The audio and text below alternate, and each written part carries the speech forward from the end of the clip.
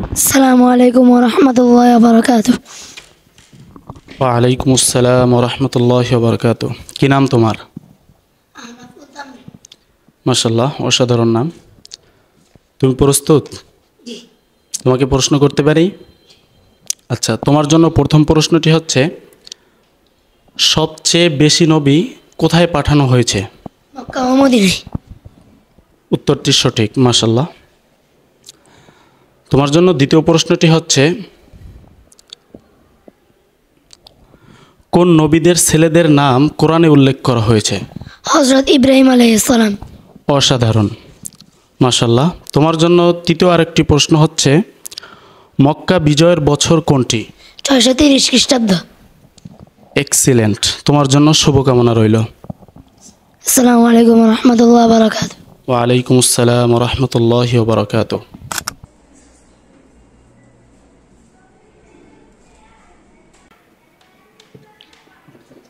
আসসালামু আলাইকুম ওয়া রাহমাতুল্লাহ।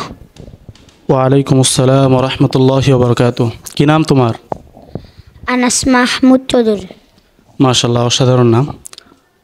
তোমাকে প্রশ্ন করতে পারি? তুমি কি প্রস্তুত? ইয়েস। ওকে, তোমার জন্য প্রথম প্রশ্নটি হচ্ছে, হাদিস কাকে বলে? মহানবী সাল্লাল্লাহু আলাইহি সাল্লামের বাণীকেও কাজকে। মাশাআল্লাহ, অসাধারণ উত্তর।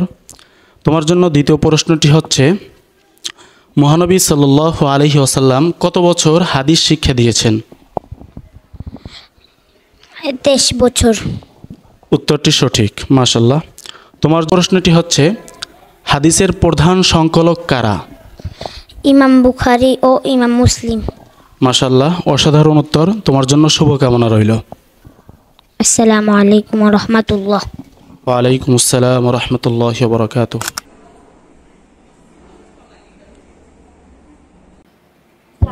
আসসালামু আলাইকুম ওয়া রাহমাতুল্লাহি ওয়া বারাকাতুহু। ওয়ালাইকুম আসসালাম ওয়া রাহমাতুল্লাহি ওয়া বারাকাতুহু। কি নাম তোমার? মোহাম্মদ তাহমিদ চৌধুরী। মাশাআল্লাহ, অসাধারণ নাম। তুমি কি প্রস্তুত?